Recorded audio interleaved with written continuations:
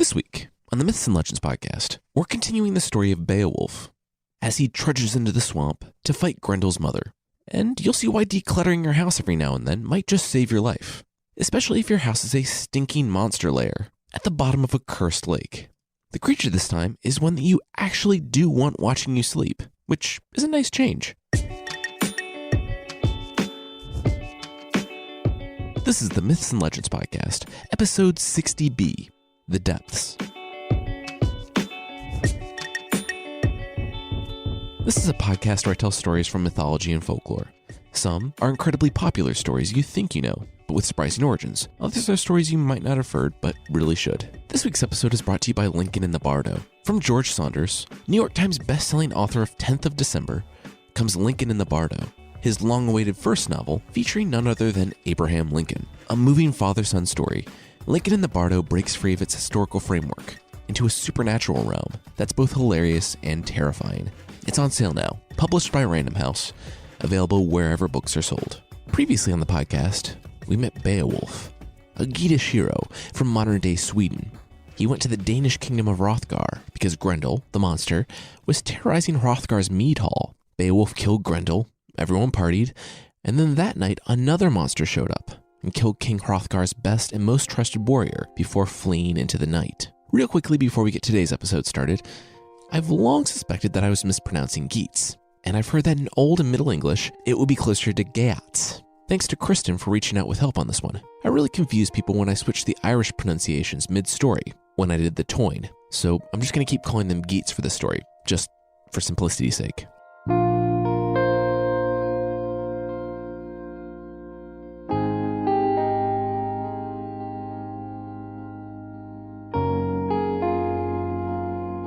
Hrothgar was sobbing when Beowulf finally arrived. The Geatish leader found himself facing dozens of axe-wielding Danes when he opened the door, but they relaxed when they saw it was the one who had killed Grendel. Beowulf and the others had been given a separate place to sleep from the mead hall, maybe to honor them, maybe because the plot demanded Beowulf not be present so he can drag this fight out to the dark forest.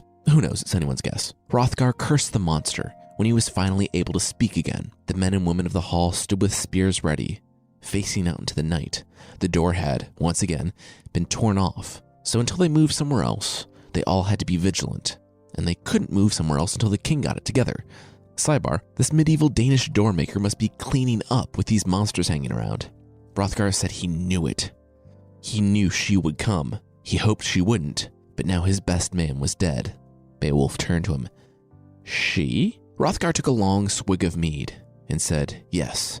He had heard from his subjects in the uplands, far from the country, of two monsters. One, large and hulking, they called Grendel, but the other was smaller, faster, and deadlier. They somehow knew she was a she, and these two otherworldly marauders stalked the moors together. Hrothgar had no doubt that this was Grendel's mother, and she had come to take revenge for her son. She lived a few miles from the hall in a frost-stiffened wood, shrouded in mist, among the wolves. In that wood there's a lake. Legend has it that she lives in that lake, but it's a dark and terrible place. I can imagine Beowulf staring in disbelief, saying, wait, seriously? You knew there was another one of those out there, and that she would come and take revenge for her son, and you still let everyone drink and party and sleep here?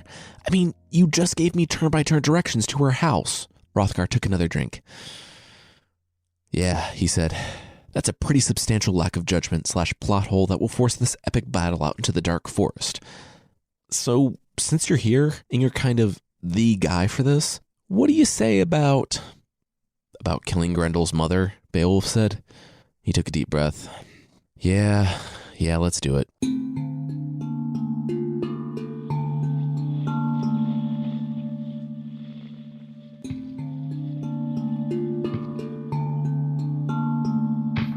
Some had stayed back with a small guard, but most had found their weapons and armor and rode out with the king. It was about 3 or 4 in the morning when everyone finally set out, tracking the deep grooves in the frozen ground where Grendel's mother's claws had dug into the path. Bits of Ashera, the man who was killed, were already covered in freshly fallen snow. There was no moon, so only their torchlights illuminated the path, and only so far. Off in the distance, somewhere, they could hear the wolves howling. They rode until they reached the forest.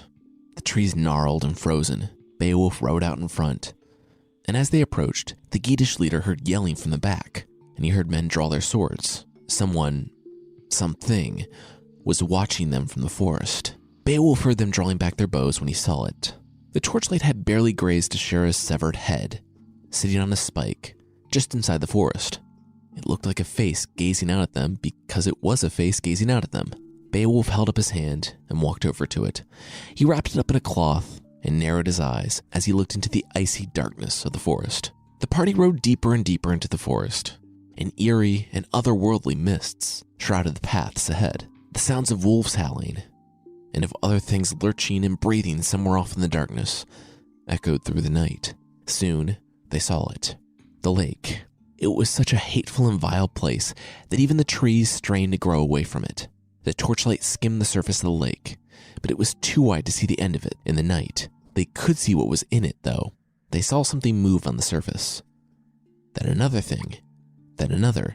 In ripples and waves, they could see serpents writhing just below the surface, so much so that the lake seemed to froth with their movement.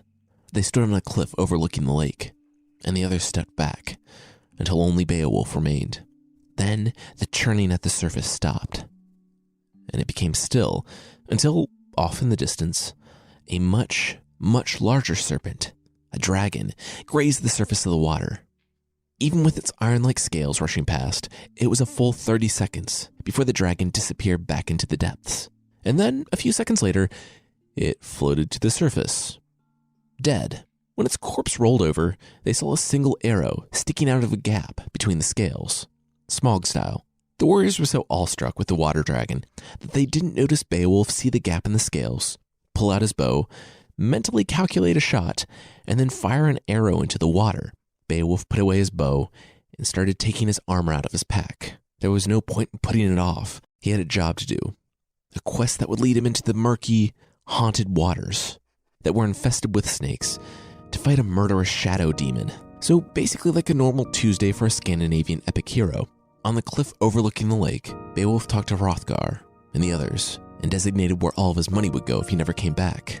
And he legitimately thought he might not come back, but he had thoughts on that, and we'll talk about that in just a second. Then he walked up to the cliff, turned around to everyone, smiled, and dropped off backwards. They rushed to the edge and saw Beowulf dive into the dark, murky, serpent-infested waters.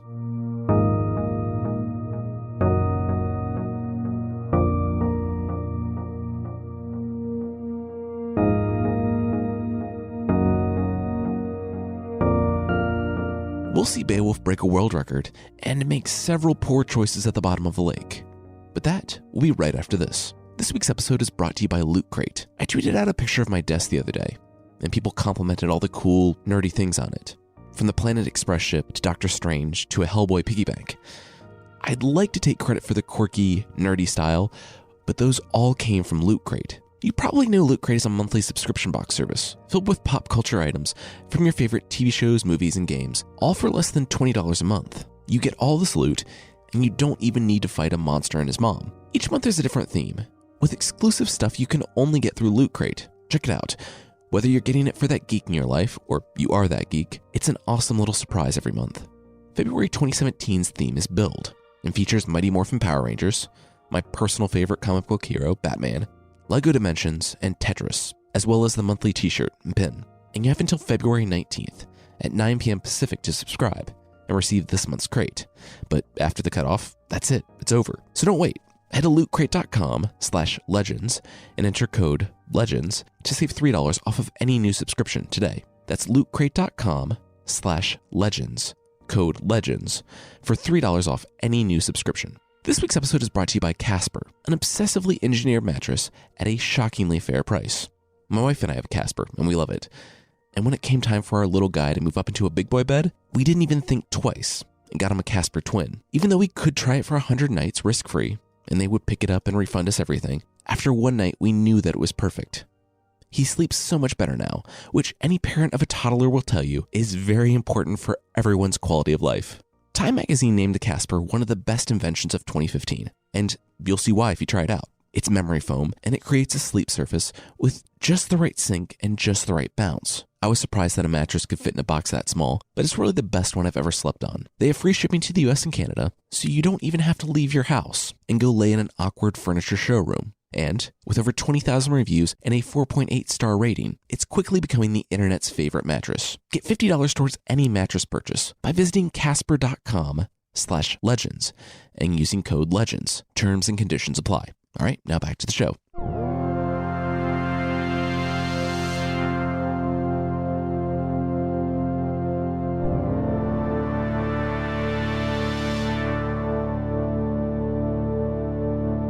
As Beowulf dove deeper and deeper into the dark waters, maybe he was scared when he felt serpents moving along his legs in the complete darkness. Which, sidebar, diving into dark, snake-infested waters might just be my darkest fear. I don't know. Maybe Beowulf knew he was going to a certain death. As a warrior of his time, he told himself that avenging loved ones is always better than mourning. He had thought that, for all of us, living means awaiting our end. Whoever can, should win glory before death. Because while death would come for all, attaining glory and doing great things in his life was a way to prevent being forgotten, truly gone. But really, Beowulf was probably just bored, because he dove in almost complete darkness for over 12 hours. Now, I've really relaxed with my criticism of these stories. I mean, a lot of them are fairy tales, but this is something that continues to bug me about folklore. I don't know why drowning doesn't kill people, and it drives me crazy. Urashima, Lancelot, though I kind of worked a way around with that one, Beowulf, and countless people captured by water creatures in the Creature of the Week segment don't die when they really should underwater. And I get it, this is folklore and I'm being too hard on it, but it is such a basic thing. No human can breathe underwater, and yet it's hand-waved with absolutely no explanation every time it pops up. Anyway, that's enough of that. Also, before moving on, Unferth, feeling bad about mocking him the other day, gave Beowulf his family's legendary sword, named Hrunting. It will be noteworthy later. Surpassing the current record of 22 minutes for holding one's breath by about 14 hours, Beowulf had been swimming down into the darkness, his bubbles the only indication that he was still descending. Then, without warning or fanfare, his foot touched it, the slimy, swampy bottom of the lake. He had made it. Now where was the monster? He turned his head, and his vision might have been obscured by his long blonde hair if it wasn't completely dark. Miles and miles of water. How could he ever find her? Then he saw something faint, off in the distance, like lanterns, obscured by the murk. It was only far too late that he knew what he was looking at. There were eyes, glowing red in the water. Beowulf knew that she, was coming right for him, and that she was too fast. He was both out of his element and out of his depth, and yes, I'm extremely proud of both of those puns. He braced for impact. She bowled him over, and he tumbled head over feet in the water. He felt the knives of her fingers stabbing repeatedly at his stomach, but his chainmail held. When she stopped stabbing at him, he felt her iron-like hands grab his shin, and then his whole body cracked like a whip as he got up to her speed, and she pulled him as fast as she could through the darkness. A few times Beowulf tried to force himself to his feet, to pry himself from her grasp, but he couldn't make it up there. He didn't want to take out Unferth's legendary sword and risk losing it in the water, because then where would he be for a fight? Then she let him go. Well, she threw him. She flung him into the darkness, and all he could see was her eerie, smiling face as he struggled to regain any control over his movements. He finally came to a stop and kicked toward her in the water, but he found he wasn't going anywhere. He was being sucked backwards, away from her, and into a cave. He saw her eyes close, and he lost her in the darkness. Beowulf was trapped in a current, and from what he could tell from the sharp rocks on all sides, he was being whipped through a tunnel. Also, there were sea beasts in the holes lining the tunnel taking pot shots at him with their tusks, because why not? But still, his chainmail held. He was yanked by the rushing water for the length of the tunnel, hitting the rocks at every turn until, unexpectedly, he saw light, and in almost that same instant, he was flying through the air. He tumbled down sharp rocks and came to a final, painful stop in a shallow pool. He pushed himself up and looked around. He was in a massive underwater cave, miles below the surface of the lake. The stalactites above him had a phosphorescent glow that illuminated the cavern, and Beowulf, rising to his feet, could see a pile of gold and treasure along one of the edges. Water was coming in streams from holes like the one he had just come through, and I know the physics of it don't make sense, but he just held his breath for 14 hours, so let's not get nitpicky. Blood trickled down his armor, from the cuts and the scrapes, from where he had been bashed on the rocks, and he looked around. He had a bad feeling about this whole place. He looked to the water inlets above, thinking that Grendel's mother would be coming through one of them, and he almost missed the growing shadow rising from the pool in the center of the cave, right behind him. Not quite as tall as Grendel, her son, she still towered over Beowulf, who was standing tired and hurt in the middle of the underwater cavern. In the glow from all around, Beowulf could see her, the hungry and angry swamp hag. She seethed with anger. Beowulf had killed her son, and he would pay. Beowulf took out Unferth's legendary sword, the one that had never failed anyone who wielded it, and ran in the opposite direction.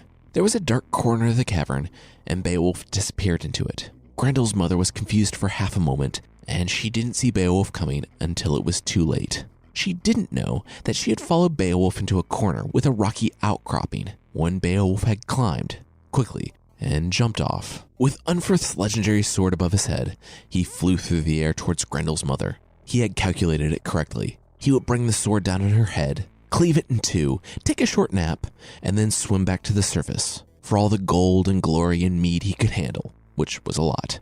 As he brought the sword down on the monster's head, surprising her with this super cinematic death move in her own home, he congratulated himself with just how classic Beowulf this whole scenario was. As the sword connected with her head, however, he did not see the familiar sight of an enemy's head being cut in half under his blade, but of Unferth's supposedly legendary sword harmlessly bouncing off Grendel's mother's head, as Beowulf's jaw dropped in midair. Almost simultaneously, Grendel's mother brought her right hand up and smacked Beowulf right out of the air. He flew like a ragdoll across the room and landed with a thud on a pile of gold in the shallow pool. Beowulf rose to his feet and tossed the sword aside. It wouldn't do him any good here. He would need to fight with his bare hands. He turned to look for Grendel's mother, but she was already in front of him. Then he was on the ground. Grendel's mother was impossibly fast and flitted to Beowulf. She knew that the one who had killed her son was tricky. She would have to pass on savoring this and just straight up murder him. She hunched over his body and began stabbing relentlessly at his chest, shoulder, and stomach. Luckily for Beowulf, his chainmail held, and he wasn't completely eviscerated in seconds. Unfortunately for Beowulf, each stab still hit him with thousands of pounds of pressure. He cried out as he felt his bones break, muscles tear, and his body recoil from what felt like a horse kicking him in the torso. Dozens of times, he could feel his body beginning to break. This really was not how he thought this was going to go at all. He would die here if he didn't throw all of his strength into trying something, anything. He saw her knives coming down on him, and he waited and waited, yelled, and caught one. It bit deep, down to the bone, but he stopped it. His broken bones and burning muscles screamed at him, and he took her hand and twisted it, flipping her off of him and a few feet away. She hit the rocks in the shallow pool, hard. He knew that he couldn't wait. He had to do something. He scrambled up the pile of gold he was laying on, the only direction that was away from the monster, who was already getting to her feet. Pain pulsed through his body with every breath as he clawed at the heap of gold coins. He heard Grendel's mother begin to take a few steps and start to run toward him as he climbed away from her. His hand felt something sticking out of Grendel's mother's treasure pile, the handle of a sword. She would be on him in seconds. He didn't even think about it when he gripped the handle and swung the sword in an arc behind him. He was right. She was there. Her claws were out, and she was going for his neck. She wouldn't make the mistake of stabbing at the armor again. But the sword was apparently more magic and more legendary than Unferth's. It cut through Grendel's mother's outstretched claw and then through her neck. Her head flew from her body and rolled to the ground, while her body kept moving and came to a rest on top of Beowulf. Beowulf, wide-eyed, pained and covered in blood, could not believe that worked. And yeah, that's it for the fight. Beowulf found a magic sword and cut off her head. She's dead, Jim. Okay, I don't know how many evil monsters that have been alive since the time of Cain and Abel I have listening to this podcast, but if you have a magic sword sticking out of your no doubt legally and ethically obtained treasure piles, I don't mean to tell you how to do your job, but maybe throw that up on Craigslist before the hero comes around. It'll make your life a lot easier, and longer. As soon as Grendel's mother was dead, fires burned to life all around the underground cave, warming and lighting it. If that doesn't make sense to you, don't worry, because the top of the lake bubbled with blood for Hrothgar and all the people keeping a lookout for Beowulf to see, and it purged all the evil creatures from the lake. So hopefully that clears some stuff up for you. Down in the cave, Beowulf sat in the dank, stinking cavern, and he saw the piles of riches, Grendel's mother's horrible corpse, and something off behind the treasure pile. Beowulf limped over, and he knew what it was. It was Grendel, mortally wounded. He had made his way back to his mother. Beowulf could see that what Grendel's mother had done was because of her son. She was sad. She was mourning him and hurt. She had lashed out. Beowulf shrugged. It might have been sad that she missed her son and was mourning for him and all that, but if she wanted her son to live, maybe she could have helped him develop some hobbies other than killing Danes by the dozen. Beowulf didn't have any sympathy for the monster, but he knew someone who would want a trophy of Grendel. Beowulf took the sword that he had used to kill Grendel's mother, which we should talk about. It's massive, and it was forged in the time of giants, before a flood destroyed them. I can't tell if this was the blood ocean that drowned the giants of Norse mythology, or if this was the biblical flood. Regardless, it was a big, old, magic sword from the time of giants. But none of that matters. Beowulf used the sword to hack off Grendel's head, to take it with him as a trophy. But as Beowulf hacked at Grendel's corpse's neck, the blood came out and melted the sword. Because, of course, Grendel has sword-melting poison blood. I mean, who doesn't? Beowulf painfully dragged the head to the pool in the center, where Grendel's mother had come from, and he took one last look around the cavern. He saw a way out of the pool, took a deep breath, and started swimming for the surface, with Grendel's head in tow. Now, for this episode, I did a lot of research on all the bad things that can happen to you if you swim for what has to be tens of thousands of feet straight down, took a deep breath, and made your way right back to the surface. I did all this research like it mattered at all. Let's just say Beowulf did remember to exhale all the way up, and he just flexed all of those nitrogen bubbles right out of his blood with his legendary muscles.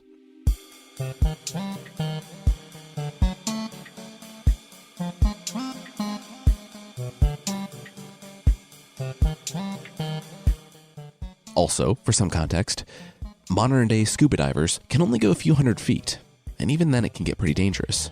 So, not the several hundred or several thousand feet that Beowulf went. It could be that Beowulf only went a short distance down, and he was combing the bottom of the lake for Grendel's mother, or that he swam straight down for 14 plus hours. It really doesn't make sense to try to make it realistic.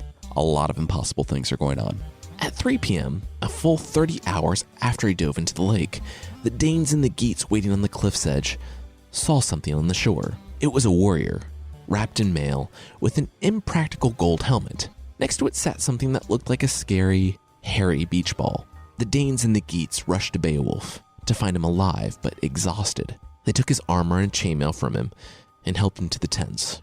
It took him just a few hours to recover, but Beowulf rode in glory, wincing at the horses every step from his many broken bones as they went to present the head to King Hrothgar. 4 people had to carry the massive thing, but it was done, and neither Grendel nor his mother would ever threaten the Danes again. There was a big party, and Hrothgar honored Beowulf and all that. We don't really need to go into it. But Hrothgar thanked Beowulf, and as the pair parted, Hrothgar told him to not put his faith in earthly things, like riches or power, or even his own strength, because they would all fade someday. Beowulf would need to be good to his people. The pair said goodbye, and Beowulf and his 11 companions made their way back to Geatland, or kind of modern-day Sweden, across the waters.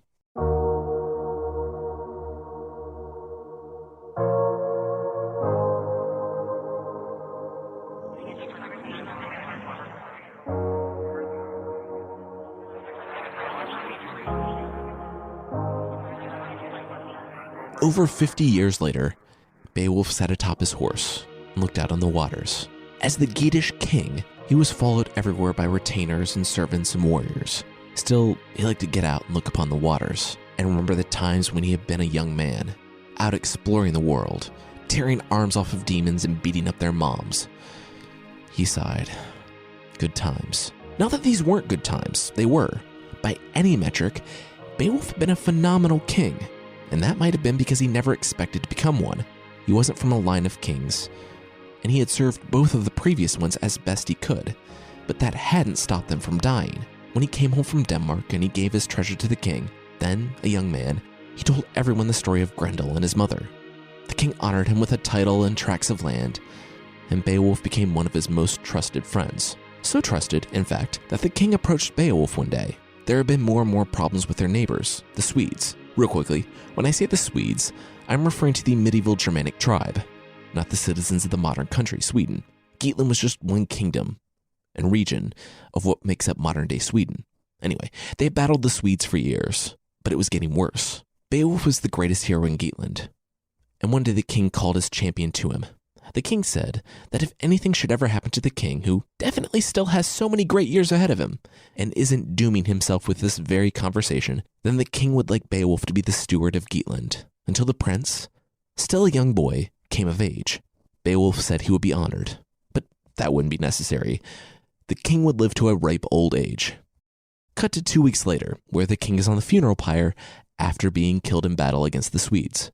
Beowulf was a good steward and looked after the young king. Unfortunately, he was not a good enough steward to keep the young man from dying in a duel with the Swedes when he came of age, but he was good enough to avenge the young man and hold off the Swedes. After the young king died, everyone agreed that the steward, Beowulf, should become the king, and he did. And that was 50 years ago, almost exactly, which, given a fairly conservative estimate of 10 years between his return from Denmark and another really conservative estimate of 20 for his age when he killed Grendel, then Beowulf had to be at least 80. For decades, he hadn't lived the life of a wandering adventurer, but of a king of his people in a dangerous world. Even though he was getting up there in age, he tried to avoid the thought of dying. He knew he wouldn't live forever, and since he had never married or had any children, he would need to find an heir, and every day he put off doing so. His people got closer and closer to the precipice. The enemies of the Geats knew Beowulf was old, and they were waiting, salivating, just outside of Beowulf's realms, for the day the legendary hero turned king breathed his last. Beowulf, though he was well over 80, wasn't worried about dying of old age. Old age worries about dying of Beowulf, which doesn't make sense. Besides, Beowulf was Beowulf. If he was going to die, it wouldn't be in his bed or on the throne. He would perish in an epic battle with a giant or a troll or a That was when he heard it. The screaming, the roaring, and the buildings erupting in flames. It came from the direction of his mead hall, his home. They were under attack, and from the sound of it, it was big. He didn't wait, but turned, and rode for whatever fresh horror the world had decided to throw at him.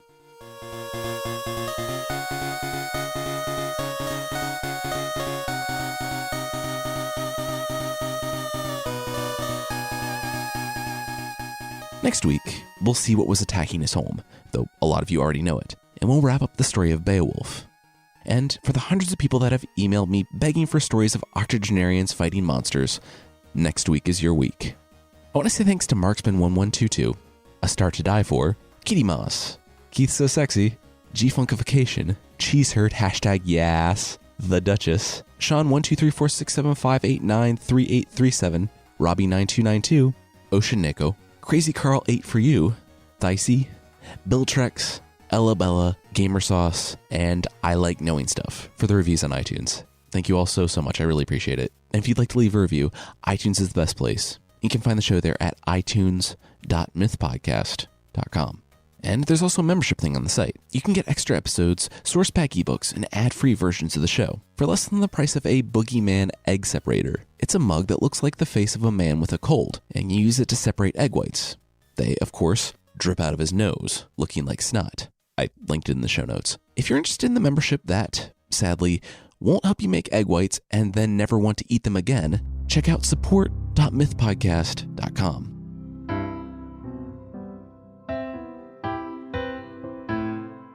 The creature this week is the Baku from Japanese folklore. I want to thank Ilsa, a listener, for reaching out with this creature. At creation, the gods looked on everything and thought it looked pretty good. Then they checked the list again. They forgot something. The Baku. Everyone had gone home, so they couldn't fire up the machines again. Oh, I know, one god said, and rolled out the bins of all the other animal parts that had been left over. He was sure they could make something work from this.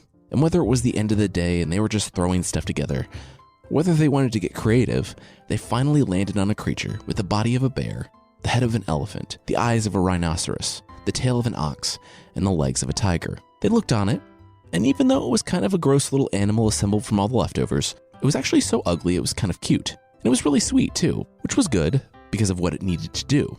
You see, the Baku watches you sleep at night, but in a good way, if there is a good way. It will eat your nightmares, which is actually really cool of it. In fact, when you wake up after a bad dream, you want to say, Baku-san, come eat my dream 3 times, and Baku-san will come eat your nightmare. The thing is, you only really want to do this if it's an especially bad nightmare, because if Mr. Baku is still hungry, he will look for something else in the room to eat. Don't worry, he's still a good creature and will not eat you, just all of your hopes and dreams, leaving you a sad shell of a human being with an empty, unfulfilling life, which is better. I've read that in some places in Japanese folklore, it's believed that bad dreams are caused by bad spirits, and certain bad dreams have certain spirits associated with them. I've also read that people sleep with Baku talismans under their pillow to ward off evil spirits and bad dreams, and that certain temples have images of Baku to ward off the evil spirits that seem to always attack temples in Japan. For proof, see all but one episode on this podcast with a temple in Japan. In some depictions, they look like an animal, a tapir, and depictions of the Baku range from the bargain bin chimera I mentioned at the top of the segment to just a jovial little pig-like beast with a paunch. And yes, as I was writing this, I just realized that Drowsy from Pokemon was based on the Baku, given its tapir-like form and the fact that it uses the move Dream Eater. Anyway, the Baku originated from Chinese mythology, where it was not a nightmare eater, but it did help you have nice dreams. For that version, you didn't so much ask the portly and friendly little spirit tapir for help, but kill it, skin it, and use its skin as a comforter. Far be it from me to say which one is the right one, but it's probably not a good idea to murder and skin a mythological creature for a comforter that may or may not give you good dreams, especially if its friends are around and can eat all your hopes and dreams and still be hungry for more.